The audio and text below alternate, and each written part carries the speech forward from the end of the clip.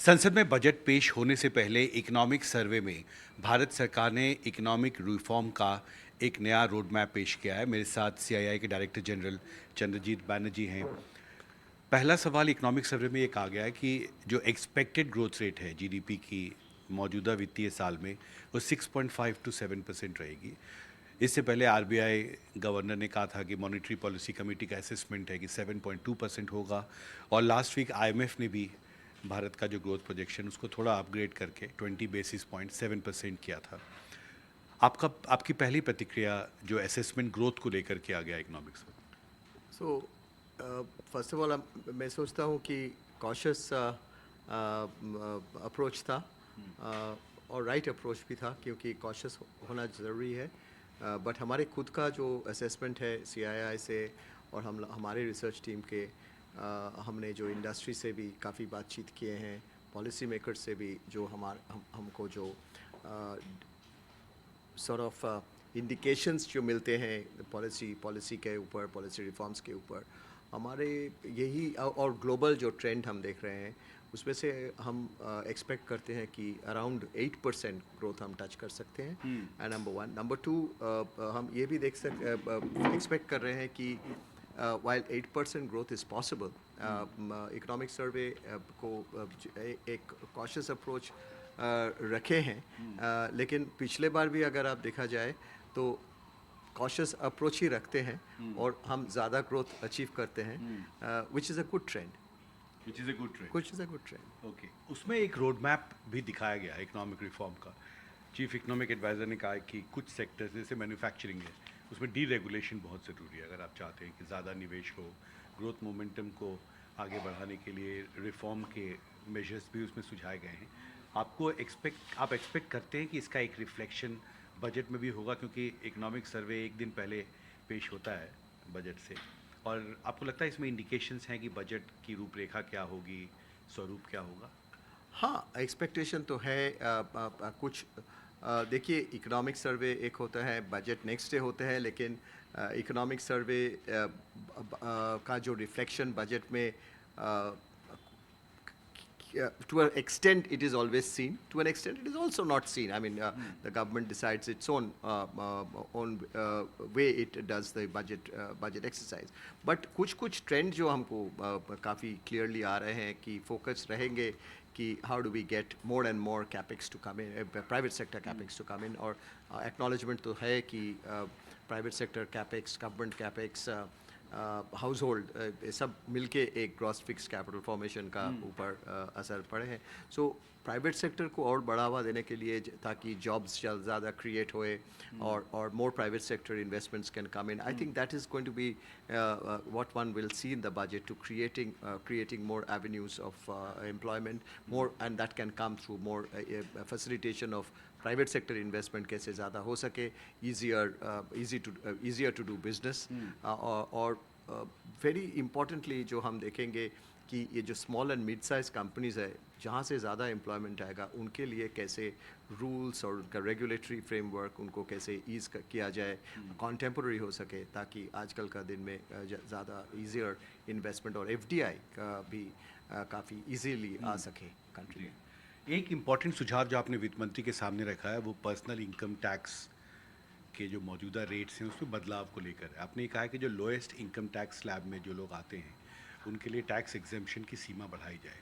क्या आपने सिफारिश की है इस बारे में? सो ऐसा है कि एक तो हम बताना चाहूँगा कि कुछ साल पहले हमने देखे कि इंडस्ट्री के लिए हमारे जो कॉरपोरेट इनकम टैक्स, जो corporate rate of taxes, India is become very competitive. आज हम जो टैक्स रेट जो घटाए थे, उसके बाद हम देख रहे हैं कि रेवेन्यूज़ ज़्यादा हो रहे हैं, and obviously there is India has become a very attractive destination. और लेकिन पर्सनल इनकम टैक्स में वो डिफरेंस काफ़ी ज़्यादा है अभी भी। और पोस्ट कोविड अगर आप देखें कि हाउस होल्ड एक्सपेंडिचर्स भी कुछ डिफरेंट हो गए हैं, हेल्थ के ऊपर, एल्डरली केयर के ऊपर, जिसका भी जिक्र हमने इकोनॉमिक सर्वे में देखे हैं एल्डरली केयर के बारे में. सो और एजुकेशन, होम्स में requirement of WiFis and digital investments and expenditures, those have all increased. The composition of expenditures in the households has really increased.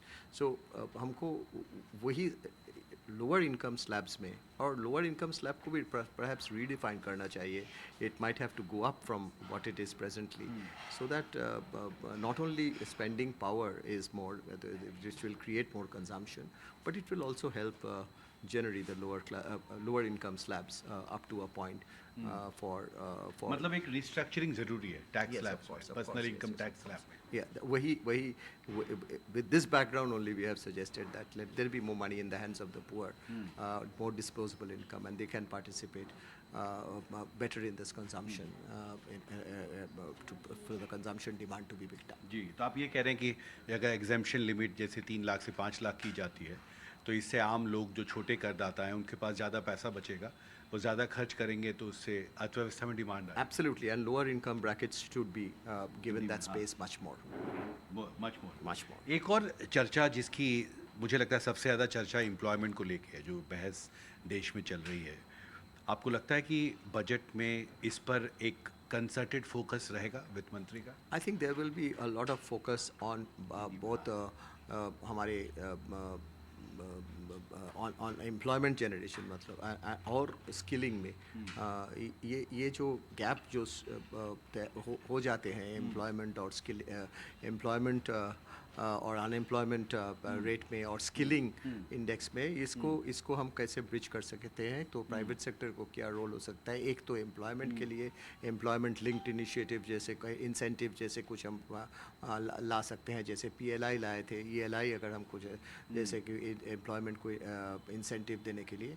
और सेकंड है हम जो स्किलिंग के ऊपर अगर हम ज़्यादा ध्यान दें तो हमको एग्जैक्ट स्किल मैन पावर जो एम्प्लॉयमेंट इंक्रीज़ करने के लिए जो मिलेगा उसके ऊपर भी हम ज़्यादा फोकस कर सकें. और दूसरा बात यही है कि देखिए एम्प्लॉयमेंट बहुत ज़्यादा हो सकते हैं कुछ सेक्टर्स में से ज़्यादा. कुछ सेक्टर्स एम्प्लॉयमेंट इंटेंसिव सेक्टर होते हैं, जैसे कि आप जानते हैं टेक्सटाइल्स या आप मैन्युफैक्चरिंग सेक्टर में स्मॉल स्केल का MSMEs का बहुत ज़्यादा उसमें एक परसेंटेज रहता है जो एम्प्लॉयमेंट बढ़ाने के लिए.